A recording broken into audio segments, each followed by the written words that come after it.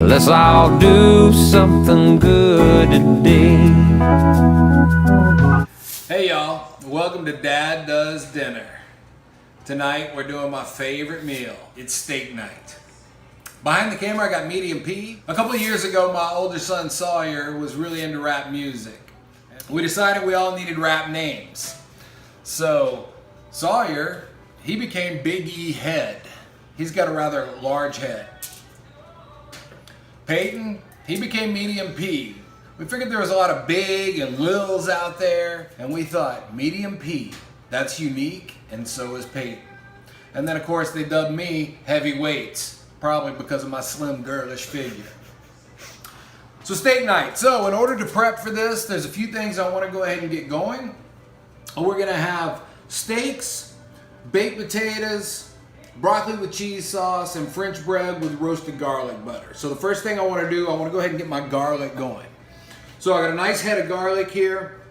I cut off the top. I'm going to drizzle it with just a little bit of olive oil and a pinch of salt, and then loosely wrap it. I'm going to put it in my toaster oven, 350 degrees for about 40-45 minutes. I'm also going to go ahead and get some bacon going. Bacon's going to be a topping to our wedge salad. So this bacon's a little bit thick, so it's probably going to take 20 to 30 minutes at 350 degrees in the oven. And now we're going to get the steaks ready. So you probably noticed in the last 10 to 15 years, meat prices just keep steadily going up. That's because the demand of beef has gotten so high that it's really putting some pressure on the supply. So the beef in this country over the past 100 years has really gone through a lot of flavor change. 100 years ago, the majority of cattle were bred and fed on grass from birth until they're processed. Now we finish them in feedlots, and the last few months of their lives are spent eating grains. So what this has done, it's created a much more milder tasting beef.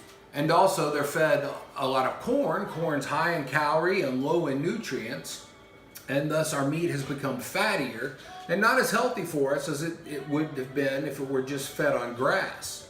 We're seeing more and more availability of grass-fed meat as the demand for it comes back. You can definitely order it online.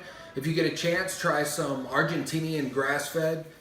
It's really got a different kind of flavor than we're used to. It's fairly intense. We might identify it as a gamey flavor. And you know, some people who are used to good old mild tasting American beef, they might not find it very pleasant, which is kind of too bad. You know, because of that, you know, we don't eat a whole lot of great tasting meats like venison or goat or wild hog in this country because we're not used to that gamey flavor, when really that's great meat. So I'm seasoning these steaks with Montreal steak seasoning. So I like to do this at least an hour ahead.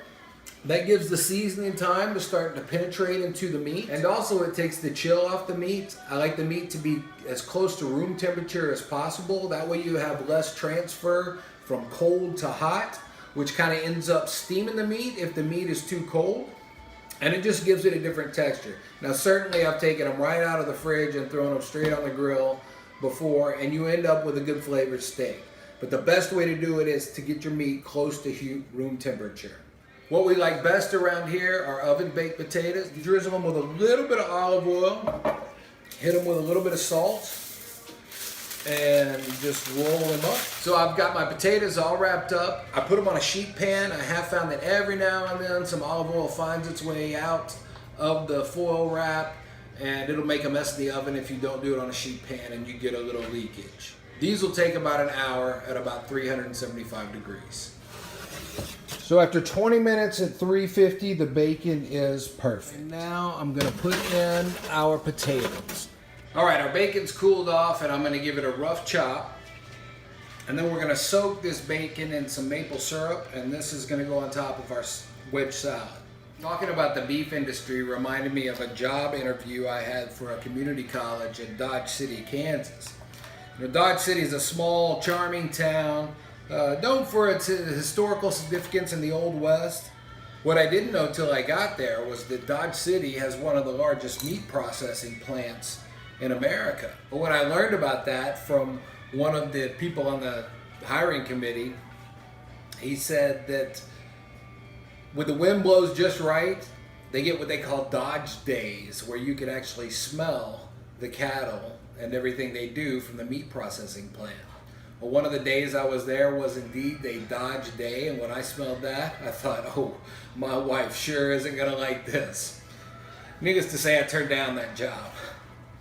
So we're gonna cover this bacon with maple syrup, and we're gonna let that soak for just about an hour. All right, now we're gonna dice up some tomatoes, and we're gonna soak those in buttermilk, and that'll also go on top of the wedge salad. So we got all our tomatoes diced up, put them in a bowl, and I'm just gonna cover these with buttermilk. And I want this to sit 30 minutes to an hour, just let the buttermilk start to really get into the tomatoes. And homemade blue cheese dressing is super simple. We start with about a 1/4 cup of mayonnaise, and we want to add to that about a 1/4 cup of sour cream. After this, I add a good amount of blue cheese. This is probably a healthy 1/2 cup. To that, I'm gonna add 2 tablespoons of buttermilk, and then the juice of 1/2 a lemon. The lemon brings a real brightness and acidity to it. Pinch of salt, maybe 1/4 teaspoon, a few grinds of pepper. Mix this up till it's smooth and creamy. And you also want this to sit for 30-45 minutes so these flavors really come together. All right, now we're gonna put together the cheese sauce for my favorite side vegetable dish, which is broccoli with cheese sauce. So right here, I've got cubed up 6 ounces of 2% Velveeta. We use 2% Velveeta because we found that the 2% is not as salty as the full fat Velveeta. I also have here about 2 tablespoons of cream cheese, a tablespoon of butter, and maybe a tablespoon and a half, 2 tablespoons of 1/2 and 1/2. Now we're gonna put all this in a bowl, and here's a tip. We're gonna put this in the microwave. So I spray that with cooking spray to keep that melted cheese from sticking to the sides. I'm gonna microwave it for probably about 3, maybe 4 minutes, but I'm gonna check it every minute and give it a stir as we are doing that. All right, our garlic is done. I've cooled it a little bit. It's just starting to turn that caramel color. I'm gonna put it into a different bowl. Look how it just comes out so nicely. And I put it in a separate bowl so I don't get any of this garlic skin in with the butter. So I'm gonna add the roasted garlic to my softened butter, along with a couple of tablespoons of chopped fresh parsley. This looks really pretty once it's all done. And then, maybe a 1/4 to 1/2 teaspoon of salt. And then we just mix this up till it all comes together. So my roasted garlic butters come together, and I like to use a spatula, a rubber spatula for this. Take about 1/2 of it, put it on one side of the bread. This is fresh French bread from our local H-E-B. I love H-E-B. You want to do both sides of the bread. And once you get both sides done, you just put it back together. And then I wrap it up in my extra thick and wide Kardashian foil. And this is gonna go in a 350-degree oven for about 20 minutes. The potatoes have been in for about an hour, so I'm gonna check them. You just check them by putting it in a knife. The knife should easily go in, and they do. So these potatoes are done. And now the bread goes in the oven. We're gonna get our charcoal going now. I use oak lump charcoal. It burns hot and fast. This is a gorgeous spring day in the Houston area. We get teased with just a few of these in springtime, and then we get our 90 degrees, 90% humidity, and it's hot and sticky like a vegan's armpit. Okay. I like to finish my steak with some steak butter.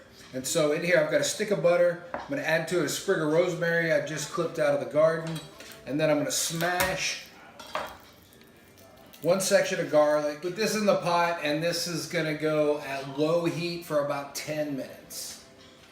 And we want that garlic to just start to brown, and then we will take it off the heat. I'm gonna go ahead and dump these coals out. Money shot.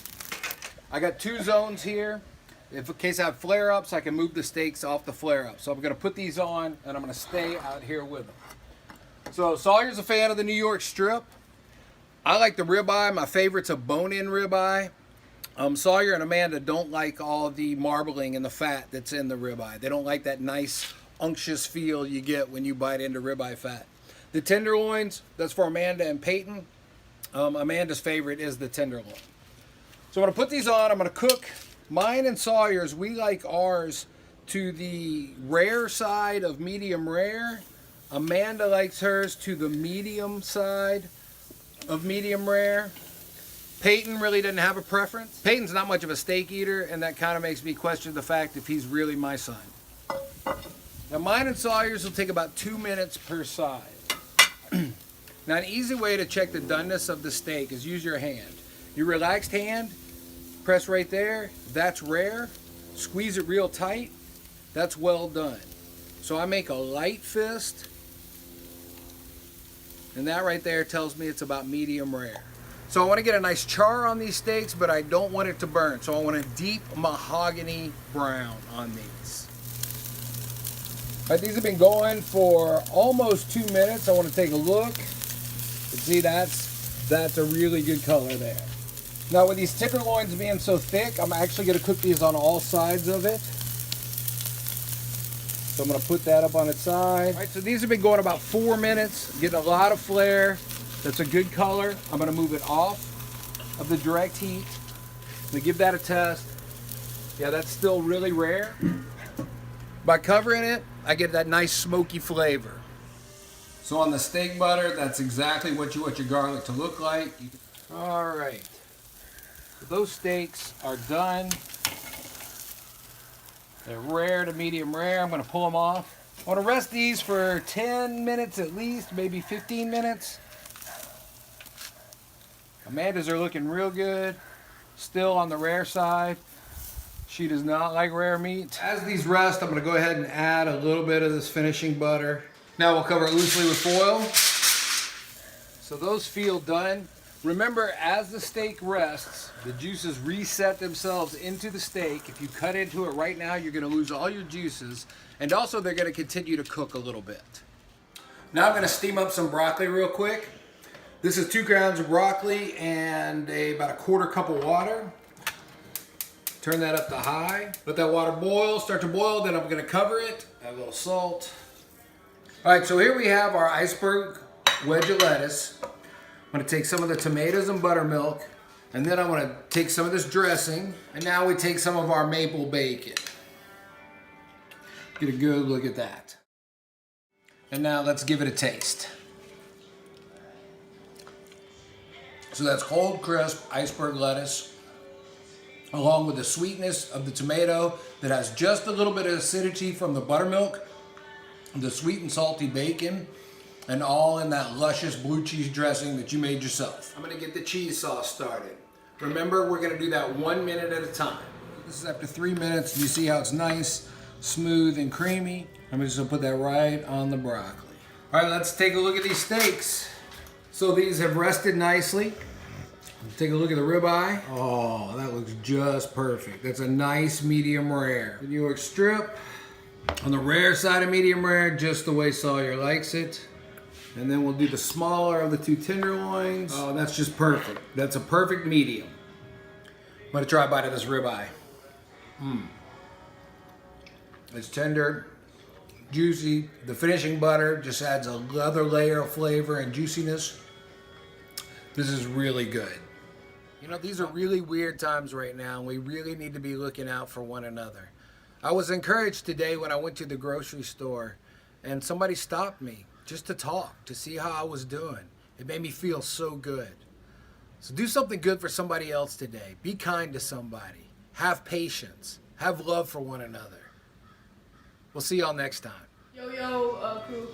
Medium P here. Shout out to Mike and the crew at One Arm Brew and Barbecue, home of the all-you-can-eat endless sausage platter. Oh, won't you hear me, people, when I say, well, let's all do something good.